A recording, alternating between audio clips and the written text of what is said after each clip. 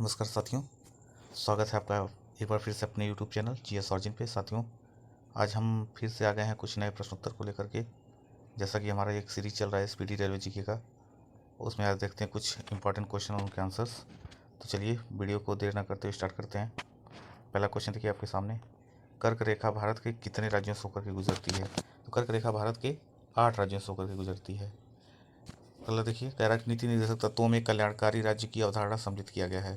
तो जो भारत के संविधान में नीति निर्देशक तत्व हैं, जिसको DPSP बोलते हैं, ये भारतीय संविधान के भाग 4 में उल्लेखित है। तो जो नीति निर्देशक तत्व है उसे वो जो है कल्याणकारी राज्य की अवधारणा स्थापित करता है।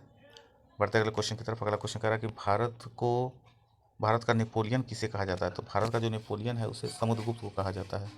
समुद्रगुप्त जो है गुप्त वंश के शासक थे। पानीपत का तीसरा युद्ध कब लड़ा गया था? तो पानीपत का तीसरा युद्ध जो है 1761 ईस्वी में लड़ा गया था। किनके किनके बीच लड़ा गया था? तो अहमद शाह अब्दाली और मराठाओं के बीच लड़ा गया था। ठीक है, अगला क्वेश्चन देखिए, कुतुब शाही राजवंश जो है कहाँ पे शासन किया था? तो कुतुब शाही राजवंश जो है गोलकुंडा पे शासन किया था। गोलकुंडा जो है आपका कर्नाटक राज्य में है। अगला क्वेश्चन देखिए, रणथंभौर जीव जंतु अभयारण्य किस राज्य में है? तो रणथंभौर जीव जंतु अभयारण्य जो है राजस्थान में है। सोना का अपेक्षित घनत्व कितना होता है? तो सोना का अपेक्षित घनत्व 19.30 होता है। ठोस कोण की इकाई क्या होती है? मतलब कि सॉलिड एंगल की यूनिट क्या होती है? तो स्टेरेडियन होती है, स्टेरेडियन। अगला क्वेश्चन देखिए, कह रहा है कि बर्फ के लिए गलन की विशिष्ट ऊष्मा कितना होता है? तो बर्फ के लिए गलन की विशिष्ट ऊष्मा जो है 80 कैलोरी प्रति ग्राम होती है। 80 कैलोरी प्रति ग्राम होती है। डायनमो का जो आर्मेचर होता है वो किस चीज़ का बना होता है? तो वो इस्पात का बना होता है। गेटवे ऑफ इंडिया की स्थापना कब की गई? तो गेटवे ऑफ इंडिया की स्थापना 1911 में की गई थी। गेटवे ऑफ इंडिया है कहाँ? ये है मुंबई में। ठीक है, जब ब्रिटेन के किंग जॉर्ज पंचम इंडिया आ रहे थे तो उनके स्वागत में गेटवे ऑफ इंडिया की स्थापना की गई थी। ठीक, बढ़ते हैं अगले क्वेश्चन की तरफ। भारत एक संप्रभुता संपन्न लोकतंत्रात्मक गणराज्य कब बना? तो भारत एक संप्रभुता संपन्न लोकतंत्रात्मक गणराज्य 26 जनवरी 1950 को बना। ठीक है, अगला क्वेश्चन देखिए, भारतीय राष्ट्रीय कांग्रेस के पूर्वकालीन वर्षों के दौरान अध्यक्ष कौन थे? तो दादा भाई नौरोजी थे। अगला क्वेश्चन देखिए, एक राज्य में राष्ट्रपति शासन का तात्पर्य है कि राज्य शासित होता है। किसके द्वारा शासित होता है? तो राज्य के राज्यपाल के द्वारा शासित होता है वो राज्य। जब किसी राज्य में राष्ट्रपति शासन लगता है तो वो राज्य उस राज्य के राज्यपाल द्वारा शासित होता है और ये मान लिया जाता है कि उस पर राष्ट्रपति का शासन है। ठीक है, अगला क्वेश्चन देखिए, गोंडवाना कोयला क्षेत्र कहाँ पर है? तो गोंडवाना कोयला क्षेत्र जो है मध्य प्रदेश राज्य में है। जापान, फिलीपींस और चीन में चलने वाले ट्रॉपिकल साइक्लोन को क्या कहते हैं? तो ट्रॉपिकल साइक्लोन को टाइफून कहते हैं। कहाँ कहते हैं? जापान में, फिलीपींस में और चाइना में। जापान की राजधानी टोक्यो है, फिलीपींस की राजधानी मनीला है और चीन की राजधानी बीजिंग है। राजधानी भी याद कर लीजिएगा आप लोग। अगला क्वेश्चन देखिए, कह रहा है कि आंख के भीतरी सतह को क्या कहते हैं? तो आंख का जो भीतरी सतह होता है उसे दृष्टिपटल कहते हैं। आंख के रेटिना पर जो है किसी वस्तु का प्रतिबिंब बनता है। तो पूछता है किसी वस्तु का जो प्रतिबिंब होता है आंख के रेटिना पे कैसा बनता है? तो लिखेंगे आंख की रेटिना पे क्या बनता है? वास्तविक बनता है और उल्टा बनता है और वस्तु से छोटा होता है। ठीक है,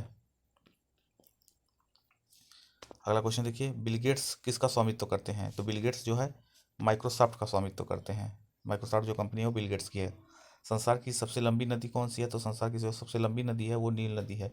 नील नदी कहाँ बहती है? अफ्रीका कंटिनेंट में बहती है, अफ्रीका महाद्वीप में। नील नदी को मिस्र का वरदान कहते हैं।